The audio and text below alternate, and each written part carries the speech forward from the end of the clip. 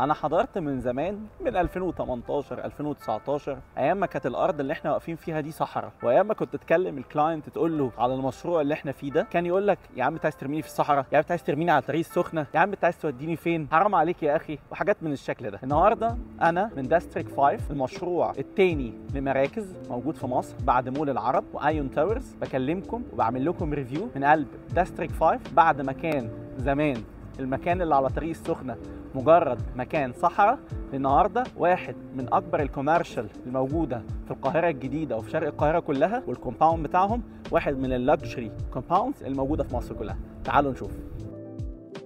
الاركتكتشر هنا يعني الواجهات فيها شكل كويس، فيها حجر، فيها رخام، بس انا الالوان دي مش احلى الوان بحبها انا عن نفسي. يعني انا بحب دايما يا نميل للاوف وايت والحاجات اللي هي البيجات، يا نميل للجريز. انا حاسس ان في هنا ميكس شكله حلو، اللون الطوبي مع اللون الكريمي مع لون الجراي، بس انا مش حابه بصراحه. كمان لو مشينا احنا في الزون بتاعت الفيلات هنا كانت مميزه قوي بالمناسبه. يعني اغلب التاون هاوسز هنا كنا دايما نتكلم عن التاون هاوسز هنا نقول لك التاون هاوس العريض. ليه؟ لان ببساطه البيت هنا كان عريض عن اي تاون هاوس ممكن تلاقيه في السوق، ودي حاجه كانت مميزه قوي. طبعا واضح انه معمول نظام ري شكله شيك قوي ومعمول يعني بعنايه. طبعا هنا السكيورتي ممتاز يعني لو اتكلمنا على السكيورتي احنا قعدنا مثلا 3-4 ايام نجيب في تصاريح ونكلم الناس عشان نخش، وبعد ما جينا ما كانوش عايزين يدخلونا برضه، بغض النظر ان احنا عادي يعني بنبيع في الكومباوند، بس عشان تصور كان في سكيورتي وسيفتي وايز كتير وفي بروسس كتير. دي حاجه تضايقني انا كحد عايز يخلص البروسس ويخش يصور، بس مفيده لاي كلاينت عايش هنا ومبسوط ان هو عايش هنا.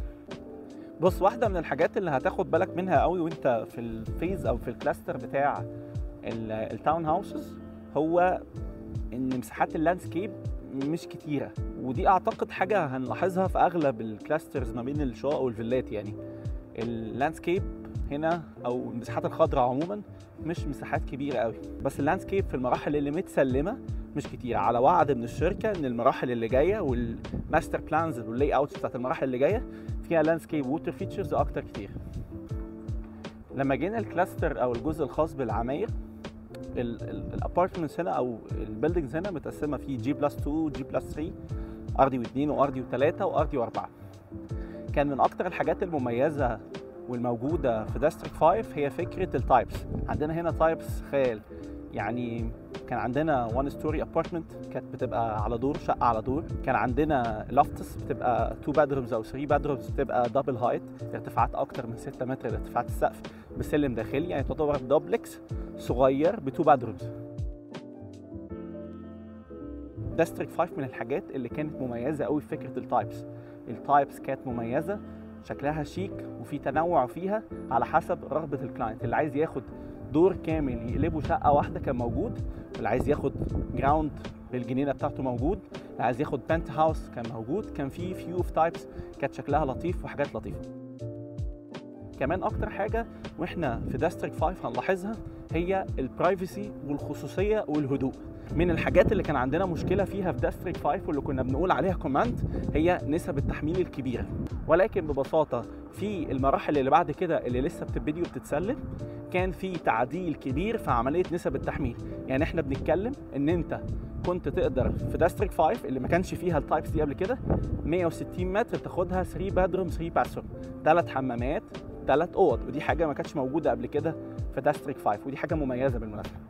من اكتر الحاجات اللي كنا بنلاحظها هنا هي فكره الكوميونتي. اي حد عايش في داستريك او اي حد سامع عن داستريك وبيفكر انه يعيش هناك، هنا الكوميونتي غير. الكوميونتي هنا مميز قوي، والناس كلها اللي سامعه عن داستريك او عايشه عارفه النقطه دي.